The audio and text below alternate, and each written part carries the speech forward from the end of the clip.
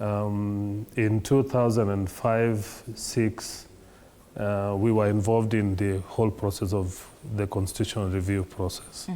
And we contributed to having young people get involved in understanding the ideas that were put on the table to review our constitution, the level of engagement of citizens, the expectations that the different citizen groups had in the constitution review, and they need to participate and add their voice. So we did a lot of civic education around the constitutional review, which is also an aspect of governance. And of course, then we got involved with the elections that followed.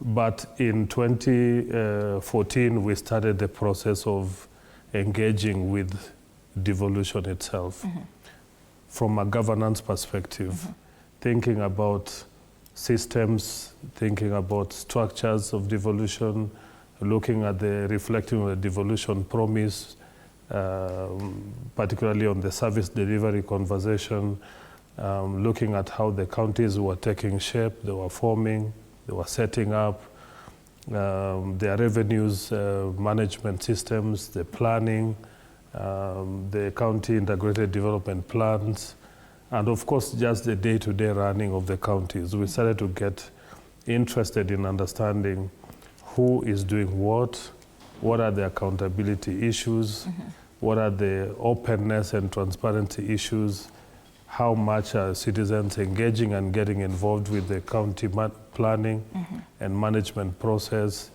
how do citizens access information so that they can know what is going on in their counties, and of course most importantly who are the leaders that are being elected or appointed in different roles in the counties.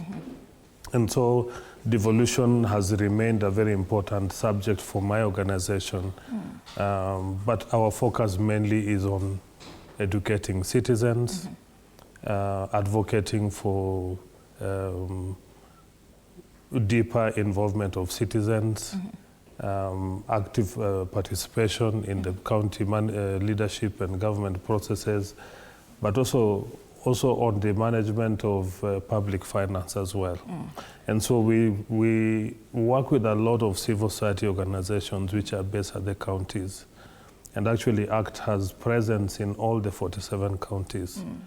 And the culmination of that presence has led us to what is called the Kenya Devolution Civil Society Working Group, which has been a work of over 4 years since 2021.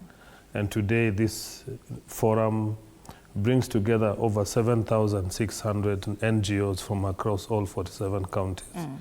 And the primary reason is how can they become the eyes of the citizens as close as possible to their counties.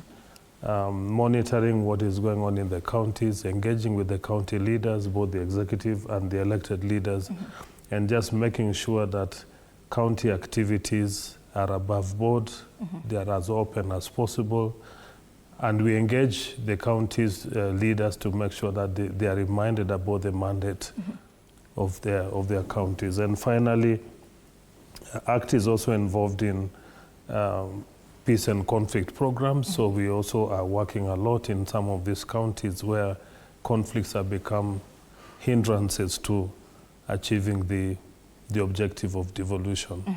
Yeah. So Tom, on that point of especially public participation, because I love that you brought it up as one of the core mandates that you have there at ACT, but we've seen a lot of concerns around public participation, especially some, of course, counties saying that sometimes this public participation, they are called during last minute, and some say are just held in English, especially for these areas where, say, there could be language barrier. And when you talk about sometimes the core mandate for ACT is to ensure that there is quite a connection between the legislators and the citizens. And we've also heard of concerns where sometimes it's hard for the citizens to interact with their members of parliament, their MCAs, most of which which say that when they interact, it's about citizens calling them for these harambes, which most of them try to ignore. So are they trying to live up to your mandate, which of course is just bringing public participation and making it accessible and easily understandable for these citizens, and as well as this connection between legislators and the citizens? Yeah, so the reality is that there's a lot of engagement between leaders and their citizens, but it's mostly on the political front.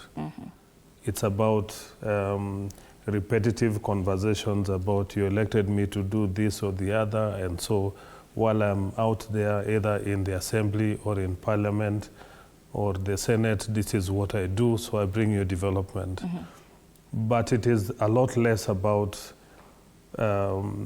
structured citizens' engagement and public participation. Structured basically means there has to be an agenda, and the agenda can be defined. Either there's a county policy, or there's a county legislation, or it is a planning and budgeting process where citizens must be given a basis for the planning process. Every 5 years, each county develops its county integrated development plan. But every year, there's an annual plan. The annual plan becomes the basis for the budget, the annual budget. And if we use that as an example, it is expected that it starts early, and the citizens are notified properly through the channels that reach them easily. And they are advised the month of March or April each year, we will start our process of planning. These were our plans for the previous year, and this is what we are considering for our plans for 2020. Say, for example, argument's sake, 25-26. The key pillars of our budgets are the following. These are our regular expenditures, and these are our development programs that we are planning. This is how we plan to distribute our budget for this year. We project to raise this amount of revenue of our own from the county, and we anticipate approximately this amount of money from the shareable revenue from the national government. And these are the areas where we want to invest these resources. Now, that is a big picture plan. But when you go down to the nitty-gritties of it, is you have to say, this portion will go to support education, this portion will go to support our work in agriculture, this one will go to infrastructure, this will go to salaries, this will go to overheads, and so that the citizens can start to relate with it. So that when the public participation events are actually held, they have already internalized the big picture of what the plans are. And when you discuss the details, and they would like to argue and say, no, we would rather not build that road. We would rather make the choice of renovating this health center or recruiting community health workers because we think we have a much more serious priority there. Now, one of the challenges that counties have experienced is that this information comes late. The mobilization is sometimes skewed. That is why you sometimes have people who can only understand English, and yet they need translation, so you struggle with the issue of inclusion. But also you have people who are in far-flung areas of the counties. So if you don't have a plan which makes sure that as many of your county citizens as possible can participate, you already exclude others. Or you therefore experience an elite capture. Only those who are familiar with the processes find their way to the places where discussions are being held. And therefore that impacts the active participation of all citizens in a county. So generally speaking, it's a lot more of a county capacity to do very rich and deep public participation. It is not because there's no policy or law. There's actually an Act of Parliament, 2016, on public participation, which defines very clearly the roadmap to making sure citizens in every county participate effectively. So the work of ACT has improved, together with other NGOs working in Kenya, has improved public participation, but we have not realized the appropriate level of inclusion, where we can say persons with disability find their way to those spaces, people who are less educated can understand what is being communicated, women are finding their way to the spaces to have discussions, young people have their own forums to understand what is going on in their counties, and even you can even go as far as children in schools, you see. So you've been in operation, of course, in Matters governance since 2001, and just with Matters devolution since 2014. But now how are counties responding in terms of ensuring transparency and accountability, right from when devolution began in 2013 up until 2025? How are we doing well as counties in terms of just ensuring transparency and accountability? I think it's a mixed bag. Generally speaking, there's been an improvement because of the agitation by citizens themselves to want to know more. And that movement has not been as quick as would be expected 12 years later. In one of the recent surveys my organization supported, which was called devolution at 10, the public perception report. In that report, only about 60% of the citizens that responded to that survey said they have seen an improvement, in the level of public participation, in the level of openness of counties. But we also have good examples of counties where they are now, for example, doing open contracting, where you want to build a road, or you want to build a dam, or you want to renovate a building, and you do it in an open way. You put it in the public space, you announce who has responded, and even include the amounts of the contract and the person who has been awarded the contract, so that citizens can be able to approach. But there's also an argument still by a lot of the counties that how much of this information is actually public information. These guys are spending public money, taxpayers' money, and so the simple understanding should be everything should be public. So the hindrance is in the extent to which they implement what is called the access to information policy. The access to information requires that all operations of a county is made public. There should be a portal, either a website or the public portal on eCitizen, or any other way to make sure that information is public. But remember also, you have challenges of capacity and sometimes competency. So a lot of the counties are struggling with quality staff who are committed to their work. And so because of those challenges, and then there's sometimes political competition between the assembly and the executive, tensions around spending within the budget or spending outside the budget, some of this information does not find itself in the public space. And this has been pointed out by oversight bodies, including the Auditor General and also even the EACC as well. So in summary, I'm saying there's been progress, but it is not enough. There's still a lot of work to be done, because it was intended by the 2010 Constitution that there will be 100% openness and transparency in the activities of the counties. And that is why devolution mandate says, take it closer to the citizens so that they engage with it as much as possible, So, of course, there's work to be done. There's a lot of investment that is needed. Some counties have done extremely well. Some are still not doing very well. And so, on average, it's about 60% perception of citizens that says they've seen some improvement in. When you talk about there's need for more investments to be done, what do you mean exactly?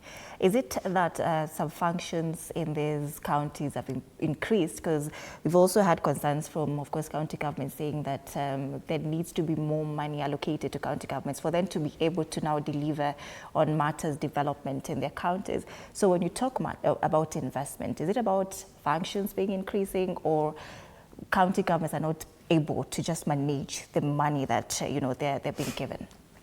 I don't think it is a question of unbundling and transferring more functions. Because if you cannot do it as effectively as possible with the functions that have already been transferred, what if you added more? I think it's more of capacity, number one.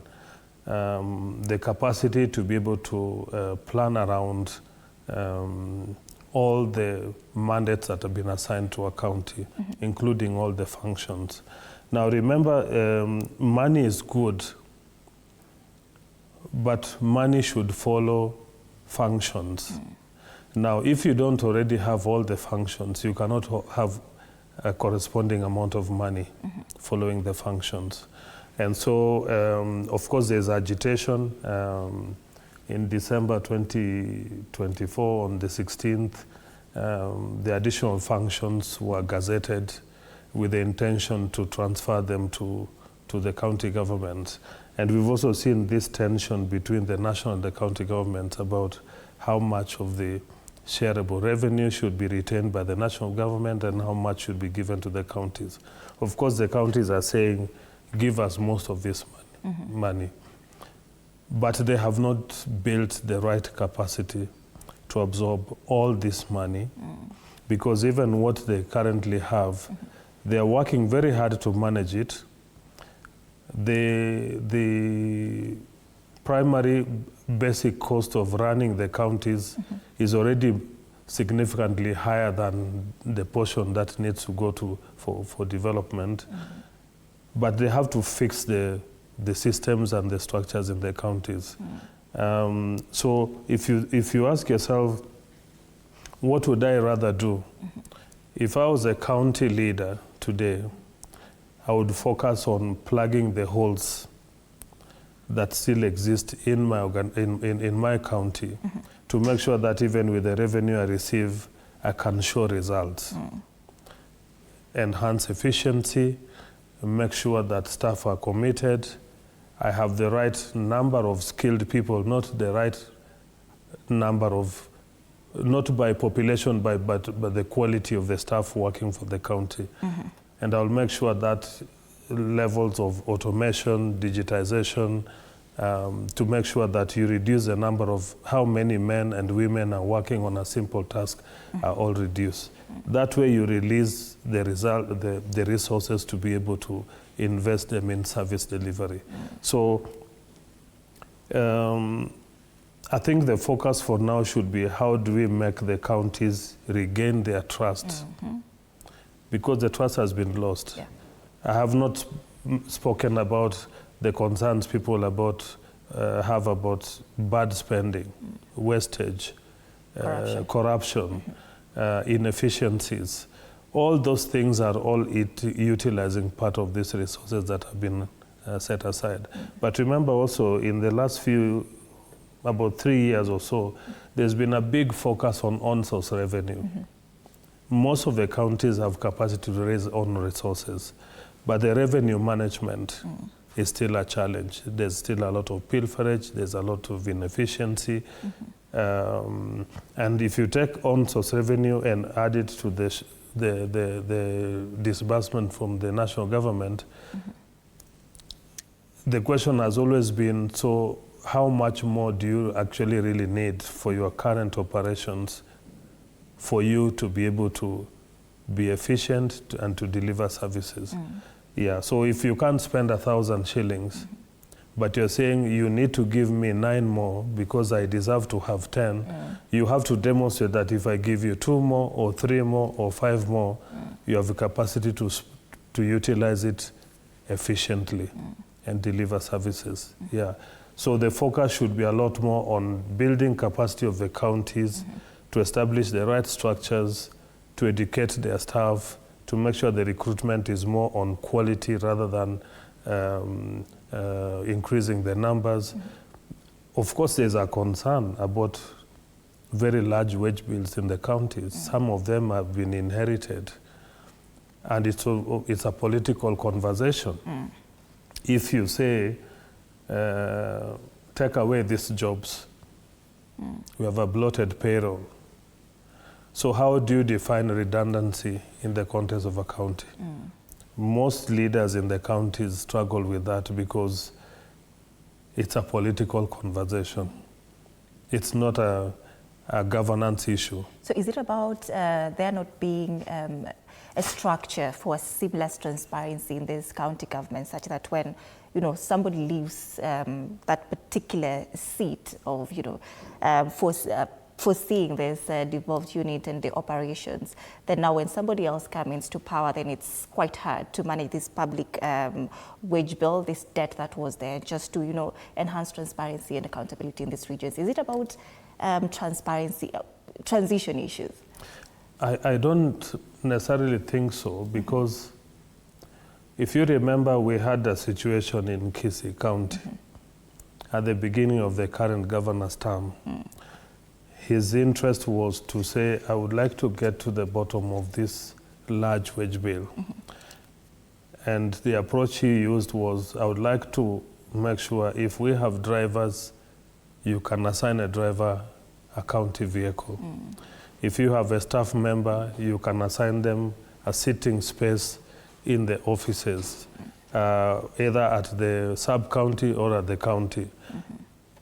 And at one time, there was this conversation, let's go to Gusii Stadium, you come. If you're a driver, bring your own vehicle. If you're an officer of this kind, come and sit with your supervisor, and we do a head count. And this head count thing has happened even in national government.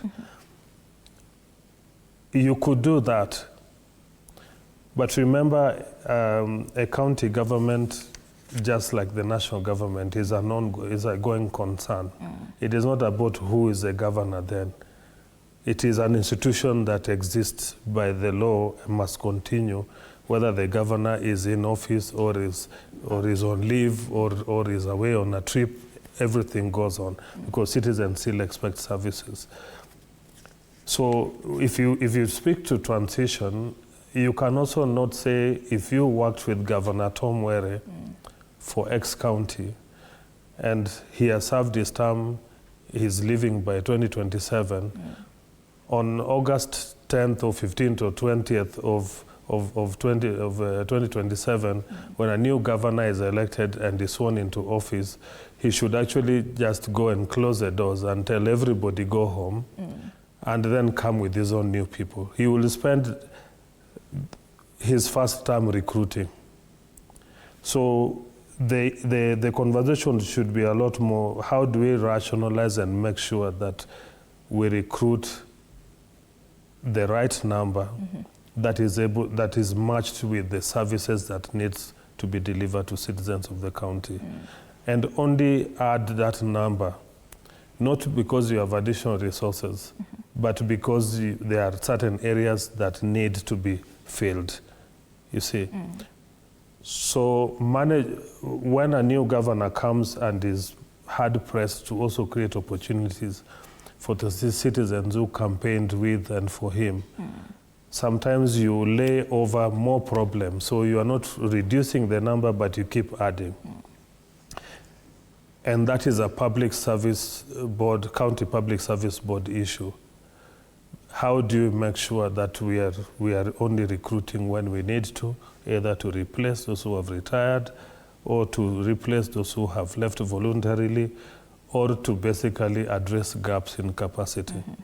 That should be the conversation, because the citizens in the counties too need jobs. They need those jobs. Counties were created to create employment as well, local employment.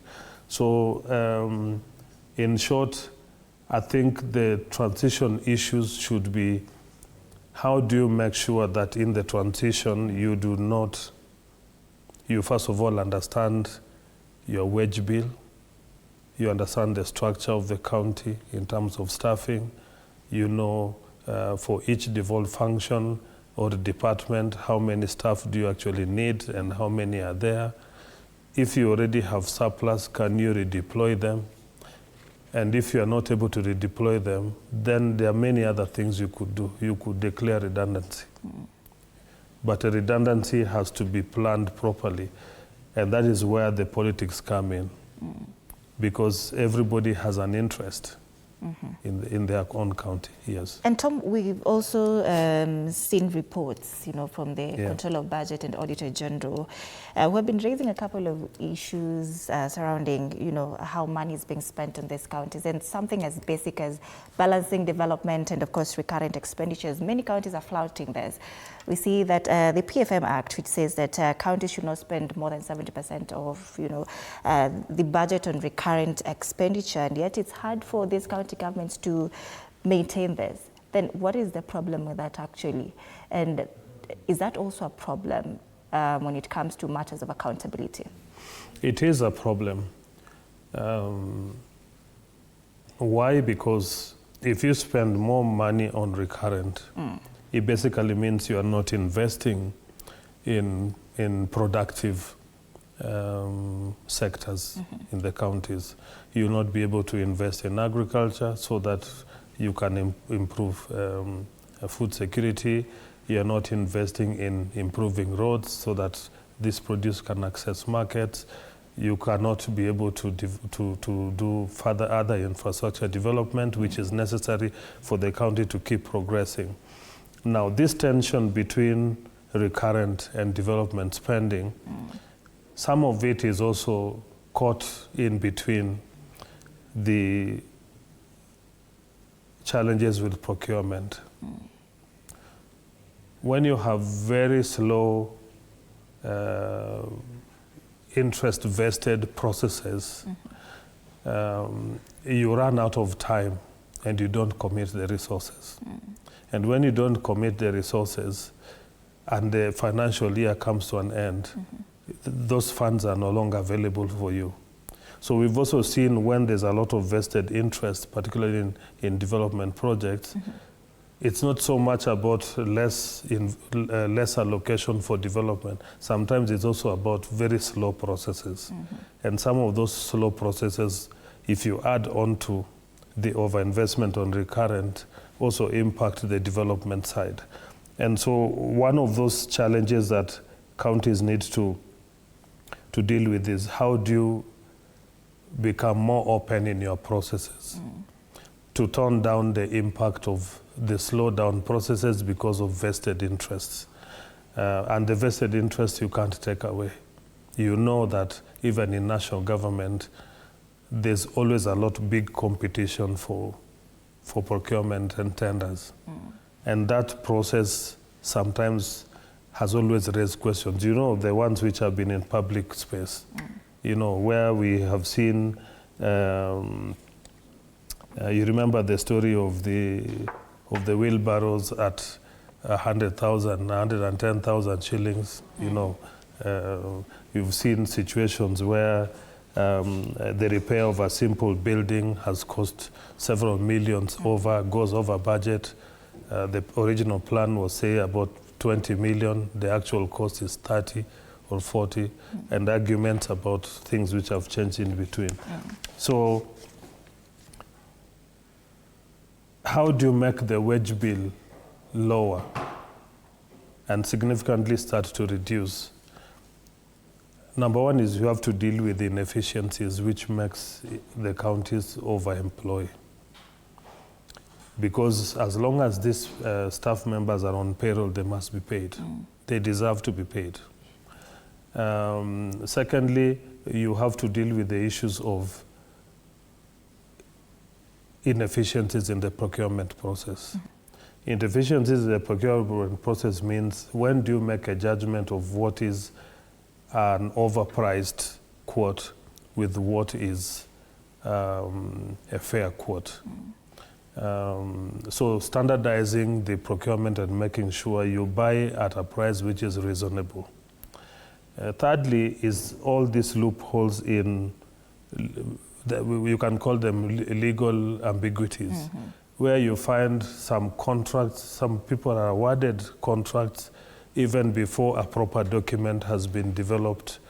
And so they come and make additional claims to the county at a point when it comes at a cost, at a higher cost. You've seen that even there have been matters in some counties, including Nairobi County, where at one time you had a large group of lawyers. Ghost workers?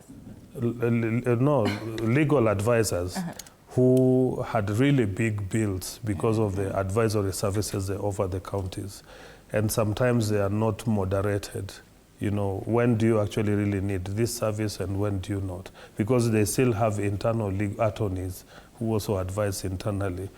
So when you have a lot of these tasks assigned to professional people who charge commercial rates at the expense of using the same ones who are internal, who are properly trained, they're actually proper lawyers, you duplicate costs. So that is the other issue, where when costs are duplicated, you end up with very big bills. But also you also have a lot of excesses of counties. Political movements, the governor is here, the deputy is here, members of the cabinet are here. There's a lot of movement back and forth within the county to visit projects, to launch projects. All of that happen at a cost.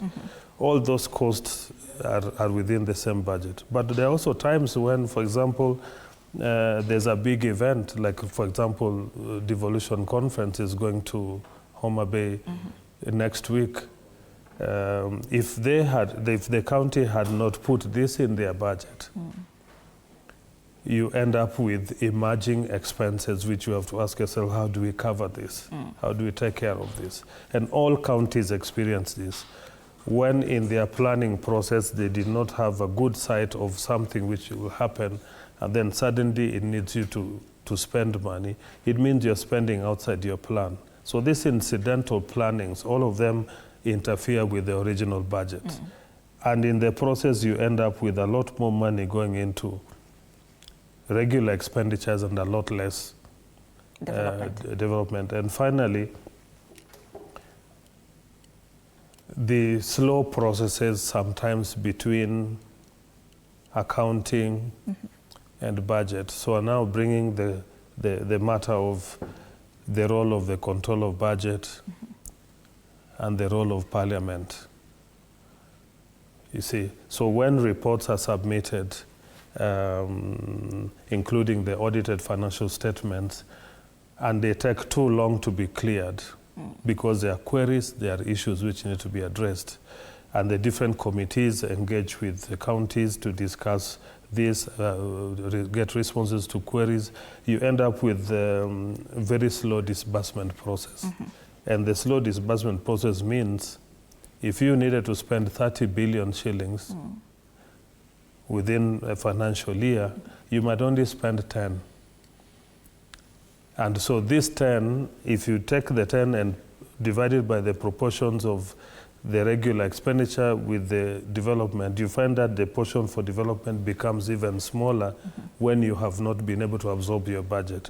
So in the process, you lose development resources, which you could use. And that skew has postponed the realization of development initiatives that would improve service delivery.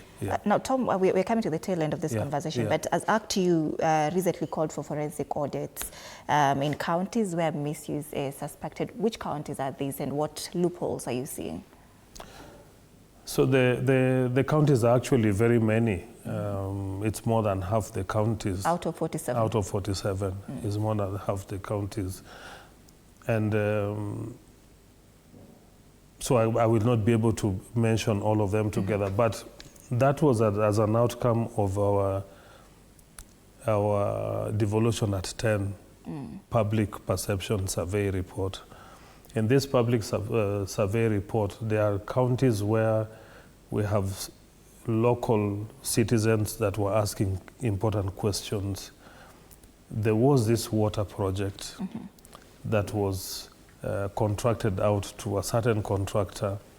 What we know is that it was supposed to, for example, cost 2.5 million shillings. And it was supposed to be completed, for example, in 6 months. But 2 or 3 years later, that project has never been completed. And we already know that the 2.5 million that was allocated for it has already been spent. And what the contractor is saying is that we are still, there were variations, and so we are waiting for that to be approved so that additional funds can be provided to us. So the question that we are asking, which needs forensic audit, is what was the basis for assessing the value of that water project? To set it at 2.5 million, to be completed in a certain set number of months. And why is it that it is still not complete 2 or 3 years later? And now what we understand is that the contractor is asking for additional money to be able to do it. So we've seen that with renovation of health centers. We've seen that with simple water projects. We've seen it with simple access roads in the county, access roads. We've seen it in renovations of buildings, even county buildings. And so it is unique to different counties, you know. And the question is, every time you seek information to understand what is the root cause for these variations, no one is willing to share with you documents, so you don't get to see them. And no one is willing to provide satisfactory explanation. Sometimes you don't even get audience. And so why we need this done is to basically put pressure on counties to be more open and transparent in their processes.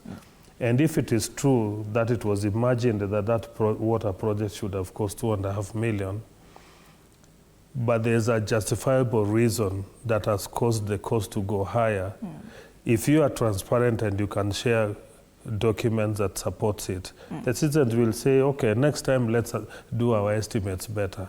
Let's do our assessments more accurately.